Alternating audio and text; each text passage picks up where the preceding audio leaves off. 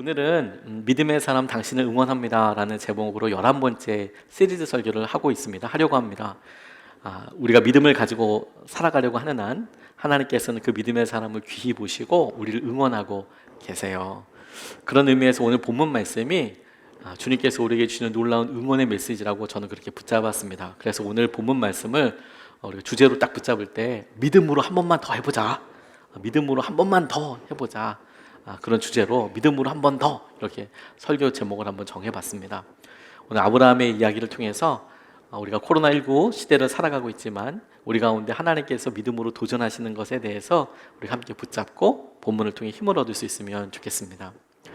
오늘 전도사님께서 교우분으로부터 운전 연수를 받으셨대요. 운전 연수 받을 때 거의 초보니까 막 두렵고 떨리지 않습니까? 그런데 옆에 계신 교우분이 굉장히 터프한 분이었답니다. 그래서 한참이 지난 지금도 이제 목사님이 되셨는데도 자기 차를 타시는 분들은 거의 조폭 운전이다라고 싶을 정도로 그렇게 험하게 운전을 배웠대요. 터프하게 털털하게 이렇게 가르쳐 주신 거겠죠. 첫 번째 이제 운전을 하러 이렇게 나가는데 재미도 있고 그렇게도 하겠지만 운전이 또 신기하고 그러잖아요. 근데 사실 조심할 게 참 많은데 이분이 내리막길을 이렇게 쭉 가다가 커브가 나온 겁니다. 보통 그러면 속도를 좀 줄이고 이렇게 잘 살피고 가야 되는데 이분이 경황이 없으니까 그냥 확 꺾었다가 중앙선을 넘어가게 된 거예요. 그런데 중앙선 건너편에 트럭이 이렇게 오니까 너무 놀라서 다시 이제 꺾은 거죠. 그랬더니 뭐 이렇게 하면서 논두렁에 그냥 갖다 박아버렸답니다. 다행히도 크게 다치진 않았지만 타이어가 찢어지고 얼마나 놀랐겠어요. 처음 이제 운전을 연수하러 나왔는데 사고가 이제 팍 나니까 너무 놀랐고, 그러니까 가슴이 벌렁벌렁하고 손이 막 덜덜덜덜 이제 떨리는 거죠. 근데 옆에 계신 그 남자분이 아무렇지도 않게 뚝 나오시더니 타이어가 찢어졌으니까 전도사님 이제 타이어 교체하는 법 알려드릴게요. 그러면서 내리라고 작기 가지고 이렇게 차를 들고 타이어 이제 빼는 거 뭐 이런 거 갖다가 아주 친절하게 조곤조곤 알려주시더라는 거예요. 근데 자기는 귀에 아무것도 안 들어왔답니다. 왜? 두렵잖아요. 마음은 계속 벌렁벌렁 뛰고 막 이러고 있는데 하나하나 알려주면서 이제 다 교체를 했어요. 이제 간신히 논두렁에서 빼가지고 이제 가야 되는데 사고가 한번 났으니까 이럴 때 옆에 운전 연수해 주셨던 그 성도님 해주시면 얼마나 좋아요. 근데 전도사님 보고 하라고 막 그러니까 자기 마음도 모르고 그러니까 이제 막 앉아 있는데도 막 손이 막 진짜 여전히 부들부들 떨리는 거죠. 두렵고 무서워서. 그런데 이분이 그러시더래요. 전도사님 지금 운전대 안 잡으면 평생 운전 못 합니다. 하셔야 됩니다. 이제 출발을 그러니까 하라고 하니까 이제 했어요. 근데 이게 충격을 받는 것 때문인지 차가 사고가 나서 휠이 좀 휘어져서 그런지 차가 자꾸 중앙선을 넘어가는 거예요. 중앙선을. 그러니까 더 두렵기도 하고 이제 그때서부터 운전하면서 막 마음속으로 자책하는 소리가 들리는 거예요. 뭐라고 이 바보 같은 놈. 뭐 하나 제대로 하는 게 없어. 죽을 뻔했잖아. 이제 이 차 어떻게 할 거야? 사고 났으니까 이제 이 차 어떻게 할 거야? 막 이런 생각이 막 들어서 너무 마음이 막 힘들고 차는 자꾸 사고 나려고 하고 그런 상황인데 옆에 계신 그 성도님이 이렇게 이야기하시더래요. 전사님, 실수는 누구나 할 수 있습니다. 잘못도 할 수 있고 남에게 비난받을 죄도 범할 수 있습니다. 사람들이 손가락질하고 비판하고 욕도 할 수 있습니다. 근데 그렇다고 전도사님까지 거기 가세해서 자신을 욕할 필요는 없지 않습니까? 이렇게 얘기해 주시더래요. 우리가 실수할 수 있고요. 우리가 원치 않았지만 나쁜 말을 해버리기도 했죠. 그래서 후회하기도 합니다. 그리고 당연히 용서도 구해야 하고 잘못했다면 그 잘못에 대한 책임도 당연히 져야 할 겁니다. 그런데 그런 일들로 인해서 사람들이 우리를 욕할 수 있고 비난할 수 있죠. 그런데 그럼에도 불구하고 우리 자신까지도 우리를 가세해서 너 때문에 그렇다고, 네가 말을 그렇게 해서 그렇다고, 네가 참지 못해서 그렇다고, 네가 성격이 없어서 그렇다고 막 이렇게 그렇게 가세할 필요는 없잖아요. 우리가요 연약하고 시간이 없을 뿐이지 믿음이 없는 건 아니지 않습니까? 하나님께서 우리에게 오히려 이런 일들을 통해서 뭔가 하시고 보게 하시는 일이 분명히 있다고 생각하게 됐어요. 아브라함이 지나가는 새 손님을 접대하고 초대해서 나누었던 이야기를 지난주에 나눴습니다. 그에게 가서 찾아가서 자기가 할 수 있는 최선의 것으로 그렇게 섬겼더니 그곳에 하나님께서 계셨고 하나님이 거기 계신지도 모르고 대접했던 아브라함이 하나님께로부터 엄청난 축복을 받게 되는, 축복의 약속을 받게 되는 것을 우리가 보았습니다. 오늘 본문 말씀은 거기에 이어지는 말씀으로 우리가 지난주에 보았던 약속과 축복의 버금가는 은혜를 하나님께서 아브라함에게 주시는 것을, 허락하시는 것을 오늘 본문 말씀을 통해서 발견했어요. 하나님께서 당신을 섬기고 당신에게 나아가는 사람들에게 놀라운 은혜를 베풀어 주시죠. 우리가 우리 마음속에서요, 주님 앞에 그렇게 나아가고 주님을 섬기고 하는 것을 통해서 우리에게 남는 게 있어요. 남는 게 있습니다. 신뢰가 남고요, 친밀한 관계가 남습니다. 주님 앞에 우리가 나아가서 기도하고 함께하는 것을 통해서 우리에게 신뢰가 남고 친밀한 관계가 남아요. 오늘 본문 말씀을 보면 16절, 17절 말씀을 보면 이렇게 나와 있습니다. 그 사람들이 떠나려고 일어서서 소돔이 내려다 보이는 대로 갔다. 아브라함은 그들을 바려다 주려고 함께 얼마쯤 걸었다. 그때 주님께서 말씀하셨다. 내가 앞으로 하려고 하는 일을 어찌 아브라함에게 숨기랴. 이렇게 이야기하고 계십니다. 아브라함과 걷고 있는 하나님, 그 모습을 짧게 묘사한 부분이지만 저는 이곳에서 하나님의 마음을 엿볼 수 있는 한 구절을 붙잡았어요. 구절을. 아브라함이 이 세 손님을 배웅하기 위해서 함께 걸었다, 이렇게 나와 있는데요, 성경에서 표현하는 이 함께 걸었다가 하나님께서 아브라함이 그렇게 배웅하기 위해서 걷기도 했지만 하나님도 그 속도와 그 마음을 맞춰서 함께 걷고 계시잖아요. 그렇게 걸으시면서 본인에게 갖고 계셨던 계획을 하나하나 이야기해 주신 장면이에요. 이게 우리의 삶에도 그대로 적용된다고 생각하게 됐습니다. 우리의 삶에 우리는 이 만남, 이 새로운 사람, 이것이 어떤 결과와 어떻게 이어지게 될지 잘 몰라요. 예측할 수도 없습니다. 그런데 하나님께서 우리에게 만나게 하는 사람이 어떤 사람이든, 우리가 직면하게 되는 일이 어떤 일이든 어떤 사건이든 우리가 오늘 본문 말씀을 통하여서 하나님의 본심, 하나님의 계획, 하나님의 마음 한 가지를 붙잡을 수 있습니다. 함께 하시기 위해서, 함께 하시는 것을 하기 위해서. 여러분 채팅창에 한번 함께라고 써보시겠어요? 함께. 우리가 이번 한 주 동안 어떤 일을 만나게 되더라도 제일 첫 번째로 떠올려야 될 단어입니다. 우리가 무슨 일을 만나게 되고 사람들을 직면하게 될 때 하나님께서 이 일을 통하여 우리와 함께 하고 계신다는 것을 알게 하기 원하세요. 주님이 우리와 함께 걸으시고 그 일을 통해서 주의 놀라운 은혜를 보게 하여 주시는 것이라고 믿습니다. 예수님께서 수고하고 무거운 짐진 자들아 다 내게로 오라, 이렇게 말씀하셨어요. 믿음의 사람에게 다 이렇게 내게로 오라, 그리고 내게로 와서 내 짐을 져라, 같이 멍에를 매자, 이렇게 이야기하고 계세요. 이스라엘 역사에 있어서, 문화에 있어서 이 멍에는 소 2마리가 끄는 그런 형태였습니다. 주님은 그것을 나의 멍에라고 말씀하고 계세요. 주님의 멍에라고 이야기하고 계시죠. 그래서 그 한쪽을 주님이 채우고 계세요. 나머지 한쪽이 빌 거 아니에요. 그 나머지 한쪽으로 저와 여러분들 초청하고 계시는 겁니다. 이 멍에가 주는 의미가 너무 명확해요. 두 사람이 같은 멍에를 지고 가게 되면 이것이 편안할까요? 아니면 힘들까요? 두 소의 방향과 속도에 따라서 달라집니다. 만약에 한 사람이, 주님과 함께하는 우리가 전혀 다른 길로 가려고 하면 너무 고통스러울 거예요. 주님도 고통스럽고 우리도 고통스러울 겁니다. 또 하나, 주님은 가시려고 하는데 내가 안 가려고 하고, 또 주님은 안 가시려고 하는데 내가 막 가려고 하고, 그래도 주님도 너무 힘드시고 우리도 너무 힘드실 거예요. 그래서 주님께서 우리에게 함께 걷다, 함께 하게 하실 때에 주님과 방향을 맞추고 주님과 속도를 맞추는 훈련들을 우리에게 하게 하시죠. 주님이 우리에게 여러 상황들을 만나게 하세요. 그리고 그 만나게 하실 때 하나님께서 우리에게 기억하게 하시고 도전하시는 것이 무엇이냐면 함께 하기 위해서예요. 왜 함께 하려고 하시는 건가? 우리에게 친밀한 관계와 우리에게 이것을 통하여서 하나님께서 하시는 놀라운 신뢰를 우리가 누리게 하기 위해서 그렇습니다. 하나님께서 만약에 우리 눈에 보인다면, 우리 육신의 눈으로 보이고 육신의 귀로 그분의 목소리를 들을 수 있다면 조금 믿음의 패턴이 달라질 거예요. 그런데 주님이 우리의 육신의 눈으로는 보이지 않고 육신의 귀로도 들리지 않죠. 우리의 몸으로도 만질 수는 없죠. 그러다 보니까 우리에게는 믿음이라는 영적인 감각이 필요하거든요. 이런 영적인 감각들이 우리에게는 굉장히 중요한 시간과 믿음의 도전들을 가지고 오게 됩니다.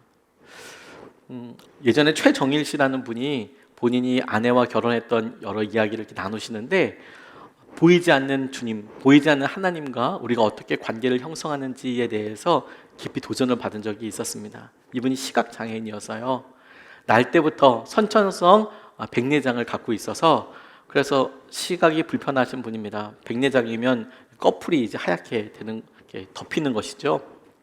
선천성이니까 어렸을 때부터 잘 보이지 않았어요.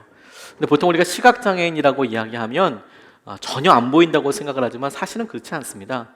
빛도 구분하지 못하는 전맹이라고 하는 분들이 있고요. 그리고 이게 낮인지 밤인지는 구분하시는 분들이 계세요. 또 한 30cm 이 정도 앞에 있는 물체가 있다는 것을 알아차리는 분도 계세요. 그러니까 가까이 있는 사람이 있다는 정도는 이제 아는 거죠, 시력으로. 근데 뭐 어떤 형태인지는 잘 안 보이는 거죠. 그러니까 글씨를 읽을 수 있는 정도는 아니어도 그런 여러 단계들이 있습니다. 급이 있어요. 다 통칭해서 시각장애인이라고 이야기합니다. 이분이 어렸을 때부터 그렇게 시각장애를 앓고 이렇게 쭉 오다가 장애인으로서 이 땅에서 살기 어렵잖아요. 그렇게 어렵고 힘든 시기를 살다가 한 사무실에서 같이 일하는 한 여성분을 만나게 됐어요. 그리고 첫눈에 사랑에 빠졌답니다. 너무 좋아하게 됐대요. 한눈에 반했답니다. 이 여성분도 시각장애인이셨대요. 근데 이분은 중도, 이제 시력을 중도 상실하신 분이셨어요. 색소 변성증이라는 병으로 시야가 점점 좁아지는 병입니다. 그래서 시야가 처음에는 손이 보이다가 점점 줄어들어서 나중에는 시력이 없어지는 그런 되게 마음 아픈 병이에요. 근데 그것 때문에 중간에 이제 시력을 잃어버리셨죠. 근데 자매가 결혼도 하지 않았는데 시력을 잃어버렸다. 이거 참 뭐 꿈이 사라지는 것이기도 하고, 물론 형제분들도 마찬가지지만 또 되게 마음 아픈 일이 되겠죠. 근데 그 여성분이 너무 마음에 들었대요. 그래서 지극정성으로 따라다니기 시작했습니다. 당시에는 이 여성분에게 남자친구도 있었대요. 그런데 티격태격 했나 보죠. 마침내 이 미인은 간절히 사모하는 사람에게 이렇게 마음이 넘어간다고 이분도 이렇게 표현하더라고요. 그래서 자기랑 이제 사귀게 되는데, 하고 싶은 일, 가고 싶은 곳 있으면 다 말해라. 내가 다 하고 다 갈 수 있도록 해주마. 이렇게 이야기하기도 하고, 또 이 여자친구가 될 이분이 싫어하는 일은 아예 하지도 않고, 집이 이분은 인천이었는데 아내는 의정부였대요.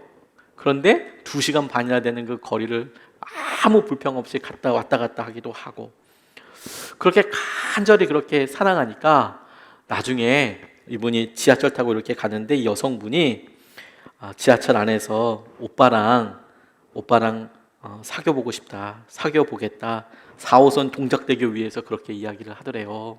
너무 감동이고 너무 큰 기쁨이었다고. 그러면서 이런 이야기 하시더라고요. 눈에 보이지 않는 마음을 전하려면 노력이 진짜 필요하더라. 노력이 필요하더라. 되게 많이 공감했어요. 그렇지, 노력이 필요하지. 그러면서 이분이 결혼하고 난 이후도 이렇게 이야기하시더라고요. 중도 실명했기 때문에 이 자매가 마음속에 큰 좌절을 경험한 거지 않습니까? 인생에. 그러다 보니까 어려운 일 앞에 너무 쉽게 무너지고 좌절하게 되더래요. 우울감에도 빠지고, 안 된다, 이거 되겠나. 그래서 이게 보이던 것이 안 보이니까 답답한 마음이 자기 안에서 막 일다 보니까 조금만 일해도 쉽게 무너지고 낙담하게 되는 거예요. 근데 이런 일도 우리 가운데 많이 있습니다. 갑자기 커다란 충격적인 일을 경험하게 되면 사소한 일에도 자기 존재감과 자기의 정체성이 그냥 막 흔들려 버려요. 이것도 못하는 모든 사람, 나는 뭐 쓸데없는 사람이야, 이렇게 자기 스스로를 막 폄하하게 되죠. 근데 아내가 자꾸 그렇게 되는 거예요. 처음에 교제할 때는 그래도 그냥 그렇다라고 생각했지만 이제 결혼하고 가까이 지내다 보니까 이게 아예 이 마음속에 이렇게 쭉 있다는 것을 알게 돼서요. 그래서 재정적인 문제 쉽지 않지만 그 일에 대해서 한없이 이렇게 밝은 이 남편과 거기에 비해서 이 아내분은 안 될 거야, 힘들어, 우리 어떻게, 이렇게 걱정이 많이 있게 되는 거죠. 그러다가 칭찬과 사랑으로 넘어서다가 마음 앞에 이제 한계가 오는 사건 하나를 만나게 됐답니다. 임신을 하셨대요. 아이를 임신하고 나니까 제일 커다란 두려움이 이 자매에게 확 생긴 거예요. 뭐냐? 둘 다 시각장애인인데 이 아이를 어떻게 키우냐. 둘 다. 그리고 두 번째 진짜 마음이 두렵고 힘들었던 건 뭐냐면 이 아이가 시각장애를 물려받으면 어떻게 되냐. 이게 마음에 너무너무 두렵더래요. 여러분 공감이 가시나요? 그런데 그렇게 어렵고 힘들지만 그래도 둘이 아니야 우리 잘할 수 있을 거야 잘할 수 있을 거야 이러면서 아이를 낳았대요. 얼마나 예뻐요 얼마나 예뻐요. 그런데 점점 이 아내가 마음의 기쁨도 잃어버리고 웃음도 사라지고 계속 그렇게 되더라는 거죠. 그래서 한 번은 이 남편이 이렇게 들어왔는데 아내가 너무 힘들어하고 어려워하는 것 같으니까 마침 어머님이 계셔서 잠깐 아이 좀 부탁하고 아내랑 같이 무조건 집을 나왔대요. 집을 이렇게 나와서 잠시 이제 위로하는 말 생각날 때까지 이렇게 묵묵하게 같이 걷다가 위로하는 말을 하려고 하더라도 노력과 준비가 필요하다는 걸 알았대요. 그리고 1시간 동안 걸어 다녔는데 별다른 이야기도 안 했답니다. 오늘 어땠냐 일상적인 이야기를 하고 그리고 그렇게 계속 마음을 돌리기 위해서 일상적인 얘기를 들어주고 그러니까 조금씩 아내의 마음이 다시 돌아오고 그리고 여전히 남편이 끊임없이 고맙다고 힘든데도 잘해주고 있어서 고맙다고 지금도 너무 고맙다고 그런 말 때문에 아내가 조금씩 웃음과 기쁨을 찾게 되어노라고 이제 이런 이야기를 나누시더라고요. 보이지 않는 하나님 우리 가운데 함께하고 계시죠. 그런데 우리가 함께하고 있는 그런 일들을 우리의 마음에 분명한 확신과 친밀한 관계로 이루어지기 위해서 오늘 아브라함과 하나님께서 걷고 있는 것처럼 그렇게 걸을 때 하나님께서 당신의 본뜻과 계획을 알려주시는 것처럼 우리에게도 지금 우리가 하나님께서 함께하고 계셔. 지금 하나님께서 우리와 함께 걷고 계시지. 이것을 의식적으로 의도적으로 붙잡는 것이 너무너무 중요한 믿음의 실험이 돼요. 이렇게 주님께서 우리에게 함께 하시는 이유가 있어요. 우리에게 함께 하시는 이유가 목적이 있습니다. 그것이 19절 말씀에 이렇게 나와 있습니다. 내가 아브라함을 선택한 것은 그가 자식들과 자손을 잘 가르쳐서 나에게 순종하게 하고 옳고 바른 일을 하도록 가르치라는 뜻에서 한 것이다. 그의 자손이 아브라함에게 배운 대로 하면 나는 아브라함에게 약속한 대로 다 이루어 주겠다. 이렇게 말씀하고 계십니다. 하나님께서 아브라함에게 이렇게 하신 이야기 약속을 보면 내가 너를 선택한 것이 네가 선택되어서 자녀들을 가르치고 네가 가르쳐서 자녀들이 순종하게 하고 너희 그 자녀들이 순종하게 되면 내가 복을 주기 위해서라고 이야기하고 있습니다. 근데 저는 이것이 아브라함 자녀, 아브라함 아들 그렇게만 이어지고 해당되는 말이 아니라 아브라함 스스로에게도 해당되는 말이라고 생각하게 됐어요. 네가 이렇게 하나님께서 하신 말씀을 듣고 순종하는 것을 통해서 하나님께서 가르치실 것이 있다는 거예요. 가르치실 거. 배워야 할 게 있다는 거죠. 배워야 할 거. 여러분 두 번째 한번 이렇게 유튜브 창에다 한번 쳐보시겠어요? 가르치시려고. 우리를 어려움 가운데 있게 하시는 거 있잖아요. 우리를 어려움 가운데 처하게 하시는 이유가 우리가 직면하게 되는 이유가 하나님께서 우리에게 가르치실 것이 있으시대요. 우리가 주님 앞에 배울 게 있어요. 아브라함이 자녀들을 가르쳐요. 그래서 순종하게 하여 자녀들이 배운 대로 잘 순종하기 위해서 할 수 있는 가장 좋은 교육 방법은 아브라함이 잘 순종하는 거죠. 그리고 그렇게 순종하는 것을 통해서 아브라함도 배워요. 하나님께서 아브라함을 가르치시죠. 그걸 통해서 하나님께서 아브라함을 믿음의 풍성한 사람으로 만들어 가세요. 하나님께서 하시는 은혜를 누릴 사람으로 이끌어 가시는 것이죠.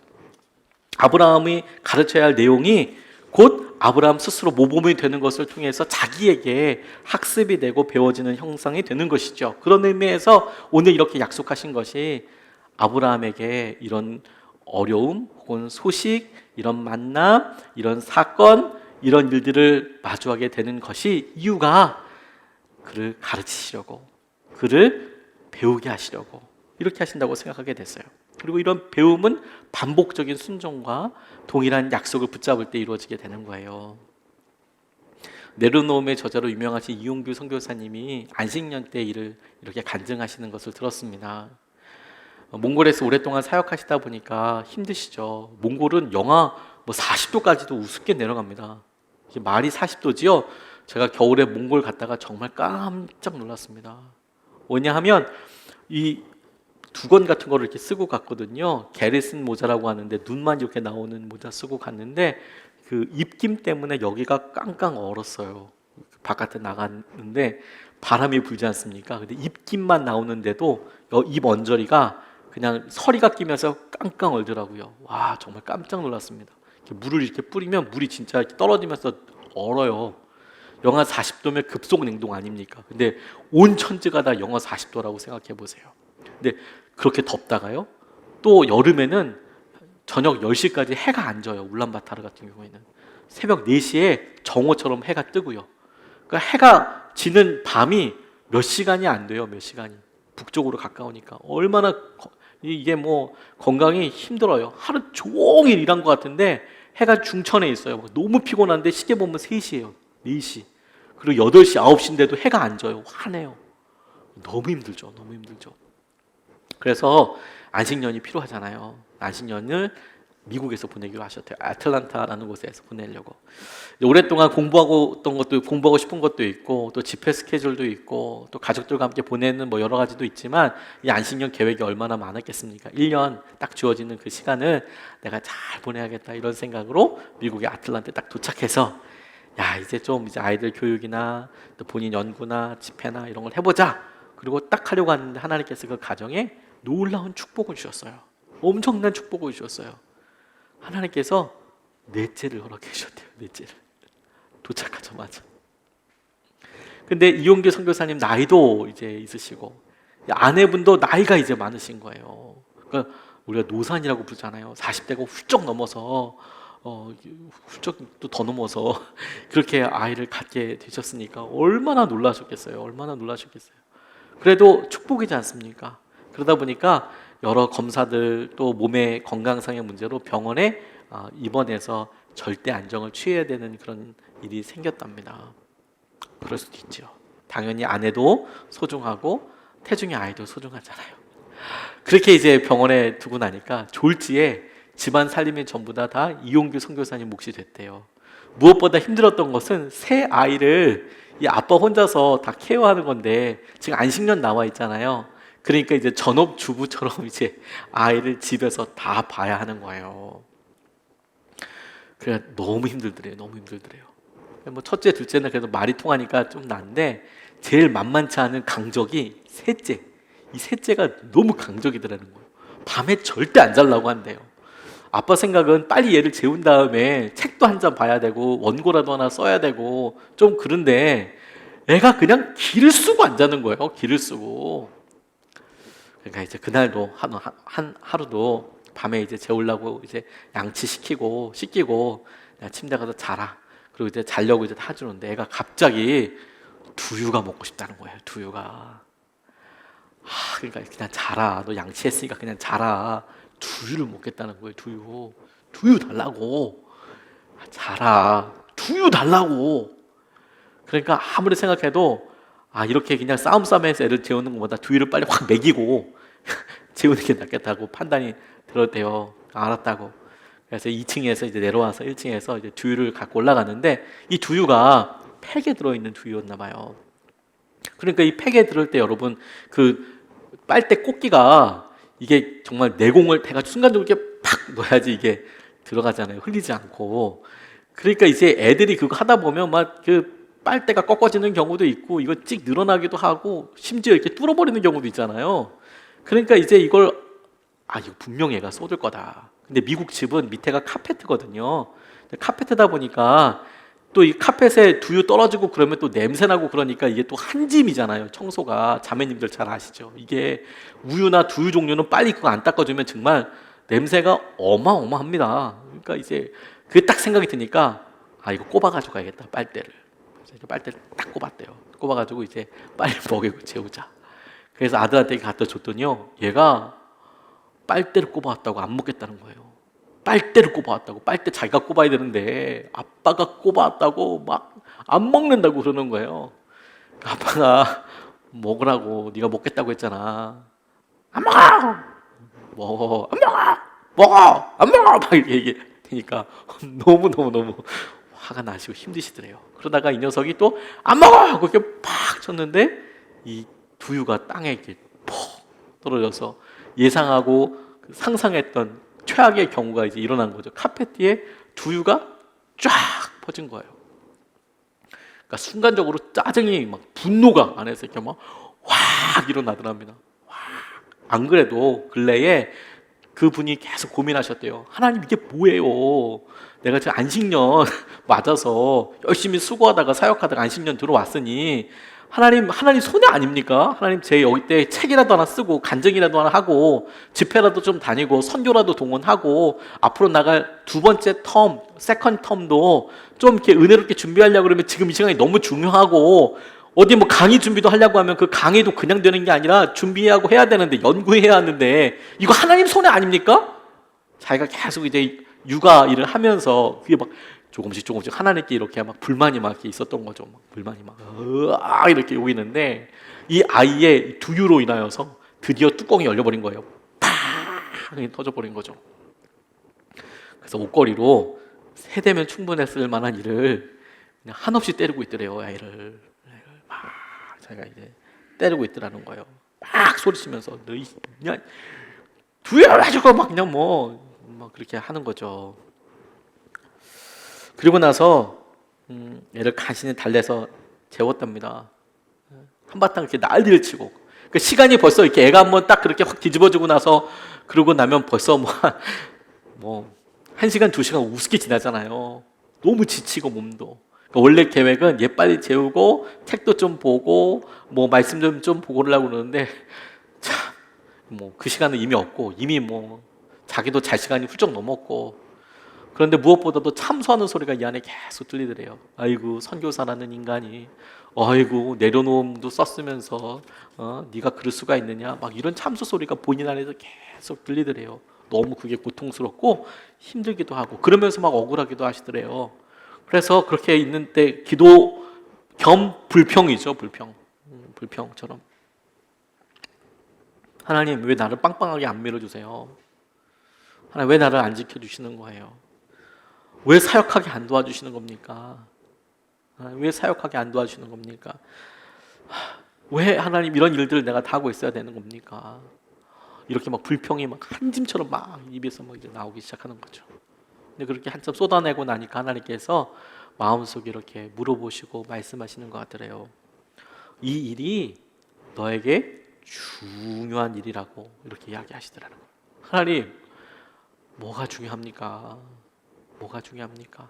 아이들 사랑하는 일 소중하고 중요한 일이긴 하겠지만 뭐가 더 중요하겠습니까? 지금 이 상황에 지금 근데 주님께서는 아니 네가 이 일을 좀 잘해줬으면 좋겠다. 하나님이 말씀하신 이 일이 뭐예요? 지금 가사 일이에요. 아이를 잘 보는 일, 두유 하나 잘 승질내지 않고 잘 먹이는 일, 애 잘 재울 때 잘 때까지 성질 내지 않는 거 그거 원하시는 거 그거 잘해달라고 이야기하시니까 참 이해가 안 가죠. 왜요? 하나님께서 선교사님에게 그렇게 이야기하시더래요. 네가 이 일을 통해서 배워야 할 게 있다. 내가 이 일을 통해서 너에게 가르칠 것이다. 그게 뭔데요? 사랑하는 거다. 사랑하는 거. 지금 사랑이 뭔데요? 그리고 나니까 고린도전서 13장 말씀이 탁 떠오르더래요. 여러분도 잘 알고 계시는 사랑은 오래 참고 사랑은 오래 참고 그 대목에 탁 생각이 나죠. 온유하며 성내지 아니하며 하나님 이런 생활의 이런 일들이 하나님 사랑을 배우게 하시는 일이라고요. 이렇게 이야기할 때 하나님께서 말씀 한 구절과 함께 문화의 비유를 보니까 네가 그런 문화를 받아서 네가 열심을 내어서 그래서 그 문화를 통해서 너희가 받게 되는 것을 보니까 10골이나 남을 다스릴 수 있는 그런 권세를 주시더라고요. 5달란트 줬더니 5달란트 남긴 사람한테 10달란트를 운용할 수 있는 그리고 주인의 즐거움에 참여할 수 있는 그런 일을 여시잖아요.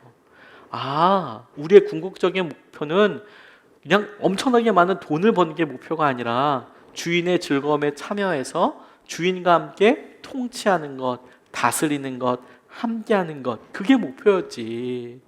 엄청나게 우리가 생각했을 때 큰일이라고 생각하는 일을 하는 게 목표가 아니고, 우리는 주님과 함께 다스리는 것이 목표이니까, 주님과 함께 동행하는 것이 목표이니까, 그러면 아무리 작은 일처럼 보이더라도 그 일이 주님과 함께하는 다스림 훈련, 통치 훈련이 되고, 주님께서 우리에게 그 일을 통하여 하나님의 성품을 배우게 하고 하나님께서 함께 하시는 것을 누리게 하시는 통로이고 도전이 되겠구나, 그걸 알게 되셨다라는 거예요. 저 그 말 듣고 너무 공감이 됐습니다. 하나님께서 우리에게 가르쳐 주시길 원하세요.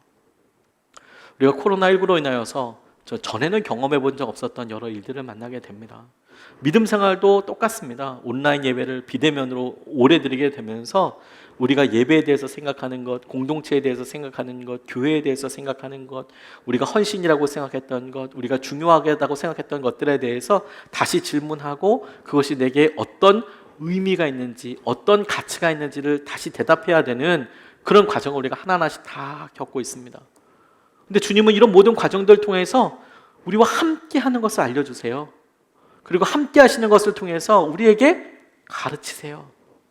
다시 처음서부터 주님과 함께하는 방법을 주님께서 우리에게 알려주시고자 하시는 것을 배우도록 우리 가운데 인도하고 계시는 것이죠. 작은 순종과 순종에 대한 체험들이 우리를 놀라운 체험과 놀라운 은혜로 몰아가게 하시는 거예요.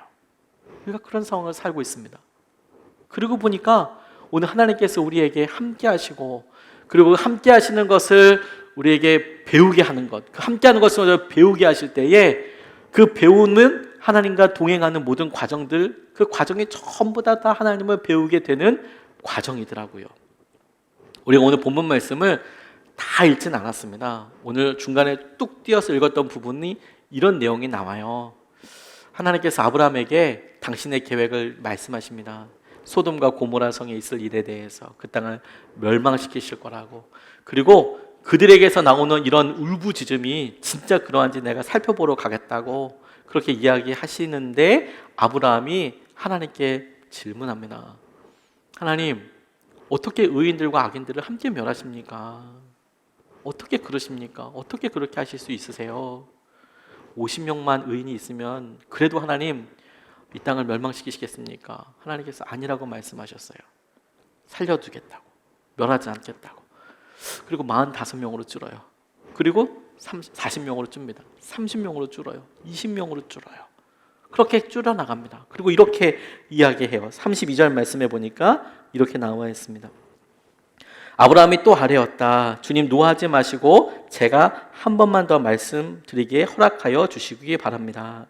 거기에서 10명만 찾으시면 어떻게 하시겠습니까? 주님께서 대답하셨다. 10명을 보아서라도 내가 그 성을 멸하지 않겠다. 이렇게 이야기하셨어요. 내가 10명을 보아서라도 그 성을 멸하지 않겠다. 하나님께서 그와 계속 이야기하시면서 그에게 당신의 계획과 상황들을 변경시키고 계세요. 수준을. 근데 여기서요, 여러분, 우리가 하나님께서 갖고 계셨던 수준과 아브라함이 지금 기도하고 간구하고 있는 수준이 다르다는 것을 알 수 있어요. 아브라함은 50에서 45, 45에서 40, 30, 20, 10으로 내려가면서 정말 주님을 두려워하는 마음으로 아뢰입니다. 정말 주님 화내지 마시고 30이면 혹은 20명이면 하나님 10명이면 어떻게 하시겠습니까? 이렇게 조심스럽게 계속 묻습니다. 그런데 하나님께서 대답하시는 것을 보면 우리가 그 자리에 있지 않아도 그분이 대답하시는 톤은 굉장히 일정한 것 같아요. 그렇게 두렵게 떨리는 마음으로 말하는데 하나님께서는 그래도 내가 멸하지 않겠다. 그래도 내가 멸하지 않겠다. 그래, 그렇게 돼도 내가 멸하지 않겠다라고 반복해서 이야기하시죠. 그리고 마치 이 느낌이 저는 이렇게 받았어요. 마치 수학의 수열처럼 그 다음 기도를 원하시는 것 같다라는 느낌을 저는 받았어요. 그리고 가만히 묵상해 보게 됐습니다. 하나님의 본심, 하나님의 생각, 하나님께서 이 기도를 통하여서 얻고 싶으셨던 최종 수준은 어느 정도일까? 근데 그거를 살펴볼 수 있는 구절이 있더라고요. 지금 이 아브라함이 마주하고 있는 소돔과 고모라는 죄악으로 아주 충만했던 도시였습니다. 그래서 그 죄 때문에 도저히 살려둘 수가 없다, 멸망을 시켜야 된다고 생각했던 그런 때예요. 그런데 이스라엘도 그랬어요. 이스라엘도 북이스라엘과 남유다로 나누어지고 북이스라엘은 진장에 망해버리고 남유다도 우상 숭배와 아주 해괴망측한 일로 그랬습니다. 그래서 하나님께서 몇 번씩 계속 경고하셨어요. 돌아오라고. 근데 돌아오지 않고 계속 그들이 그렇게 엄하게 나쁜 짓을 했습니다. 그랬을 때 하나님께서 예레미야에게 이렇게 말씀하세요. 5장 1절 말씀을 보면 예루살렘에 사는 사람들아 예루살렘의 모든 거리를 두루 돌아다니며 둘러보고 찾아보아라. 예루살렘의 모든 광장을 샅샅이 뒤져보아라. 너희가 그곳에서 바르게 일하고 진실하게 살려고 하는 사람을 하나라도 찾는다면 내가 이 도성을 용서하겠다. 네가 그곳에서 바르게 일하고 진실하게 살려고 하는 사람을 하나라도 찾는다면 내가 이 도성을 용서하겠다. 내가 이 도성을 용서하겠다. 몇 명을 찾으셨습니까? 한 명이 한 명. 한 명 찾으셨습니다. 한 명이라도 찾는다면 내가 이 도성을 멸망시키지 않겠다. 그러니 여러분, 주님의 마음, 주님의 본심은 심판에 있는 게 아니에요. 심판에 있다면 그냥 멸망시키고 말죠. 경고를 뭐하러 합니까? 심판하면 되죠. 근데 하나님의 본심과 하나님의 마음의 중심은 구원에 있으세요. 그래서 이들에게 구원의 기회를 주려고 하죠. 아브라함을 통하여서도 구원의 기회를 주시려고 이야기하는 것이죠. 근데 이게 제게는 굉장히 놀라운 도전처럼 다가왔어요. 여러분 한번 이렇게 유튜브에 한번 적어보시겠어요? 믿음으로 한 번 더, 믿음으로 한 번 더. 그렇게 한번 고백해 보십시오. 믿음으로 한 번만 더, 믿음으로 한 번만 더. 우리가 우리 수준으로 정해놓은 믿음의 수준을 뛰어넘을 필요가 있어요. 우리가 계속되는 여러 일들로 인하여서 아프죠, 힘들죠. 그것 때문에 좌절하게 됩니다. 여기까지가 최선이라고 생각하고 여기까지가 한계라고도 생각해요. 그런데 아브라함을 통해서 하나님께서 우리에게 보여주시는 메시지와 응원의 소리는 뭐냐면 믿음으로 한 번 더 하라는 거예요. 믿음으로 한 번 더. 그러면 주님께서 응답하시고 주님께서 붙잡아 주시는 것을 네가 볼 수 있게 되겠다고 이야기하고 계세요. 믿음으로 한 번 더 해라. 믿음으로 한 번 더 해라. 그리고 동시에 이것이 우리에게 놀라운 응원이자 하나님께서 우리에게 주시는 도전 자체가 되기도 합니다. 하나님의 계획은 이 땅을 한 번 더 참으시기 위한 한 명을 찾는 데 있잖아요. 믿음의 사람으로 한 번만 여러분 더 힘내보십시오. 이 세상이 힘들고 어렵다고 해요. 근데 주님께서 그 중에서 누구를 찾으세요? 믿음의 사람 한 사람 찾으세요. 그러니까 다 힘들고 다 어렵다고 하여도 하나님께서 우리 가운데 일어나게 되는 작은 믿음의 고백과 하나님 내가 믿음으로 살아보겠습니다 라는 결단을 하나님은 이 도시를 멸망시키는 것을 연기해서라도 찾고 싶어 하시는 그 놀라운 열매이고 그 놀라운 사랑인 것을 우리가 떠올릴 필요가 있어요. 그게 여러분들이라고요. 믿음으로 살려고 하는 여러분들이라고요. 하나님께서 심판을 뒤로 미루어서까지도 찾으시고자 싶어하는 그 사람. 그 믿음이 엄청난 믿음이 아니고 우리에게 한 번만 더 하나님 한 번만 더 해보겠습니다. 그게 우리에게도 놀라운 은혜이고 충만함이 될 거라고 저는 믿습니다. 예전에 해병대에 있었던 어떤 목사님이 군목으로 있었던 때 간증을 이렇게 이야기하시는데 제게 참 도전이 됐어요. 이분이 군목 생활을 이렇게 하다 보니까 지금은 군대에서 구타 없습니다. 없다고 들었습니다. 근데 예전에는 약간의 터치가 있었죠. 있었다고도 합니다. 그런데 해병대는 조금 더 심했나 봐요. 아무래도 좀 격렬한 훈련이 있고 강도 높은 여러 이렇게 긴장이 계속 이루어지게 되니까 그걸 유지하기 위해 우리가 군기라고 하잖아요. 그런 군기들을 잡기 위해서 사병들끼리 구타가 있었나 봐요. 그러니까 선임병이 후임병을 막 때리고 이런 일들이 막 이제 있었던 거죠. 그러니까 엄청 맞고 엄청 힘들고 이런 일들이 있는데 그 가운데 신앙생활하는 사람은 참 쉽지가 않아요. 맞기도 하고요. 일단 맞죠. 일단은 불이익도 많이 당하고 어려움도 많이 당합니다. 그러면 대부분의 사람들이 이제 교회 안 나가죠. 그렇죠? 왜냐하면 그 주일날 오전 시간에 잠은 자는 건 둘째치고 빨래를 한다든지 고참들 뭘 한다든지 어디 청소를 한다든지 같이 중대나 소대에서 해야 될 일을 하곤 하는데 종교활동이라는 걸 가버리게 되면 빠지게 되잖아요. 그것도 막내가. 그러면 그걸 가만히 보지 않고 또 그렇게 갚아주고 그러니까 힘들잖아요. 그런데 한 열심으로 믿음 생활하던 사병 하나가 이렇게 목사님한테 와서 자기 이야기를 하더래요. 아마 많이 맞는 것 같은 거예요. 믿음 생활 한다고. 근데 목사님 보기에 얘가 그래도 열심히 하려고 이렇게 노력하는, 믿음으로 살아보려고 노력하는 그런 사람이고, 또 함부로 그렇게 부탁하는 사람도 아닌 거로 그렇게 느껴지더래요.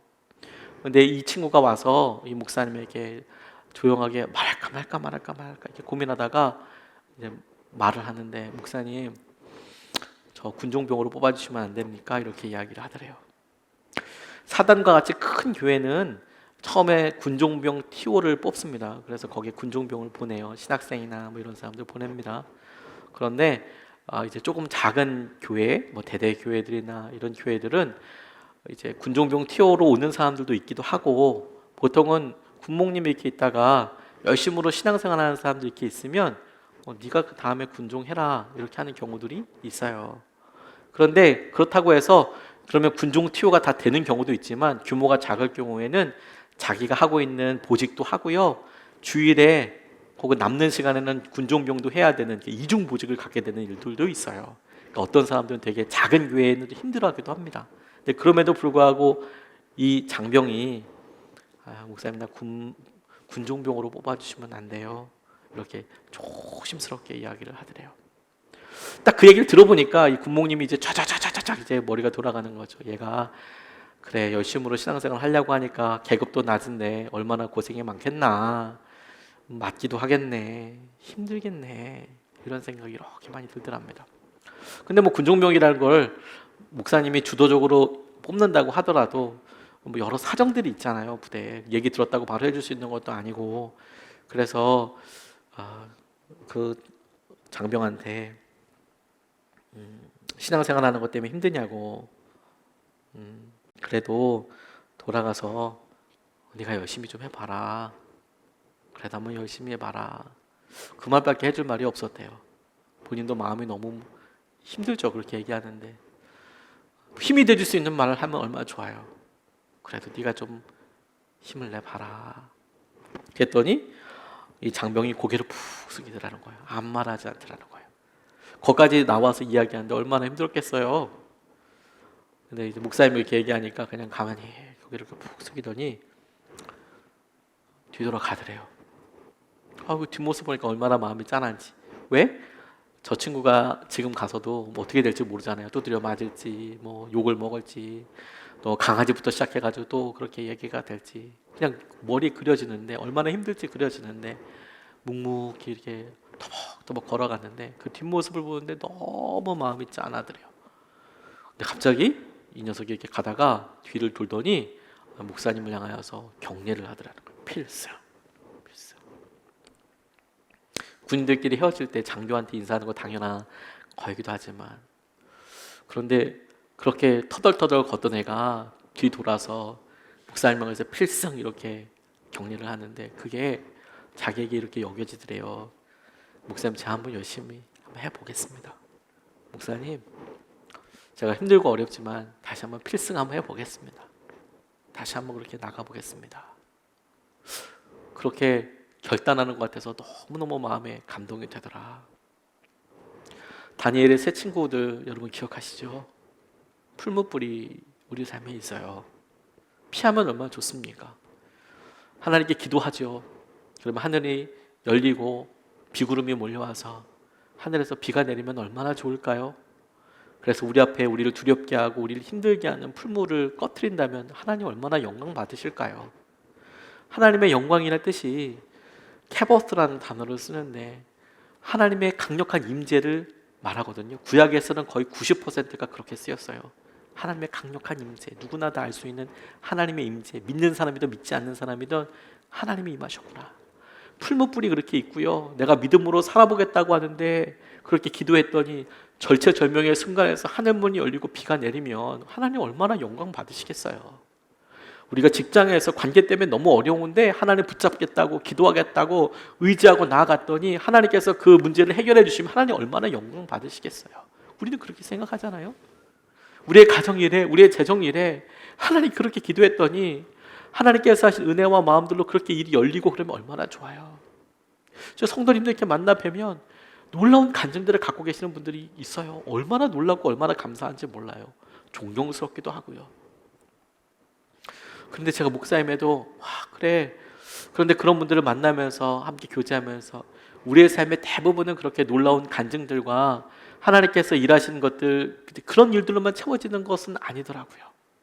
오히려 힘들다, 어렵다, 그런 일들이 길게 늘어지는 일들이 더 많더라고요. 그런데요, 하나님께서 다니엘의 세 친구들 보니까 풀무불 꺼트리지 않고 마침내 거기 들어가게 하시잖아요. 마침내 거기 들어가게 하시잖아요. 7배나 더 뜨겁게 하기 위해서. 우리 삶의 목표가 그냥 고통이 없는 거, 그렇게만 생각하면 불이 꺼져야 되죠. 하나님 그 풀무불까지도 들어가시잖아요. 들어가게 해요. 근데 하나님의 진짜 목적이 거기서 드러나는 거 아닙니까? 느부갓네살 왕과 주위에 있는 모든 사람들이 깜짝 놀랐어요. 왜? 풀무불 안에 들어갔는데 죽지 않는 것도 너무 놀랍지만 분명히 3명 들여보냈는데 그 가운데 4번째 사람이 있더라는 거예요. 4번째 사람. 그리고 그 4번째 사람이라고 표현했지만 그 4번째 사람은 신의 아들과도 같다. 신들의 아들과도 같다. 그런 사람이 거기 함께 있는 거예요. 하나님이시죠. 하나님이 풀무불 가운데서도 함께하는 거 보여주시는 거죠. 저 풀무불에 들어가 있는 저와 여러분들의 모습을 상상해 봐요. 얼마나 힘들까요? 얼마나 어려울까요? 해결이 안 될 만한 일들이 앞에 있을 때 얼마나 그게 좌절이 됩니까? 얼마나 좌절이 돼요. 이렇게 해서 하면 해결이 된다고 명확하게 답이 있으면 누구나 다 그거 하죠. 그거 안 할 사람이 누가 있습니까? 근데 너무 우리를 좌절하고 힘들게 하는 것은 언제 도대체 이게 끝나냐고, 어떻게 하면 되냐고, 어떻게 하면 이게 나아지는 거냐고. 그걸 우리가 모르니까 힘들죠. 우리가 모르니까 어렵고 낙담이 돼요. 풀무불 안에 있어요.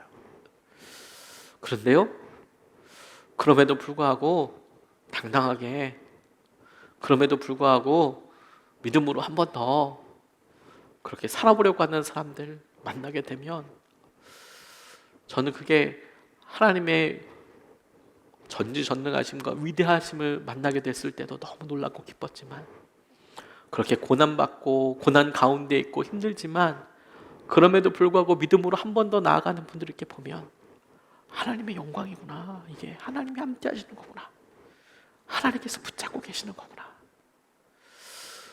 그게 너무 감사하고 감동이더라고요. 믿음으로 한 걸음 더 나아가는 거니까. 야고보서 1장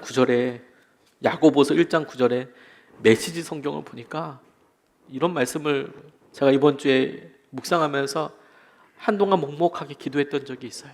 야고보서 1장 9절 메시지 성경 말씀에 망했던 사람이 다시 일어설 기회를 얻거든 박수를 보내십시오. 망했던 사람이 다시 일어설 기회를 얻거든 박수를 보내십시오. 저한테 하시는 말씀처럼 여겨졌어요. 망했던 사람이 다시 일어날 기회를 잡거든 박수를 보내라. 그리고 주님 모습이 이게 딱 떠올랐어요. 저와 여러분들 향한 주님의 모습이. 믿음으로 한 걸음 더 내딛겠다고, 한 번만 더 해보겠다고 하는데 넘어졌던 사람이, 망했던 사람이 다시 일어서거든. 하나님께서 이렇게 야고보를 통해서 말씀하신 것처럼 우리에게 아낌없는 응원과 아낌없는 박수를 보내고 계세요. 내가 함께하고 있다고. 우리가 보이는 삶이 다 황폐하고 황무지 같을지라도 하나님께서는 믿음으로 나가는, 한 걸음 나아가는 우리들을 응원하고 계세요. 믿음의 사람, 믿음으로 살려고 하는 우리를 하나님 포기하지 않으시고 하나님 놀라우신 은혜와 마음으로 붙잡고 계세요. 그 주님이 우리와 함께하고 계시는 것이고 그 주님이 우리에게 알려주실 것이 있다고, 배우게 할 게 있다고, 가르쳐 주실 것이 있다고 말씀하고 계시고 그 주님이 우리에게 믿음으로 한 걸음 더 나아가라고 이끌고 계시는 거예요. 오늘 우리가 이 말씀을 붙잡고 같이 찬양하고 싶습니다. 이 땅의 황무함을 보십시오. 주님, 이 땅의 황무함을 보십시오. 코로나로 인하여서 예배가 황무해지고 우리 마음도 황무해지고 우리의 삶에 염려도 많아지고 걱정도 많아졌습니다. 하나님 긍휼을 베푸시는 주님이잖아요. 하나님 긍휼을 베푸시잖아요. 하나님 우리를 고쳐주십시오.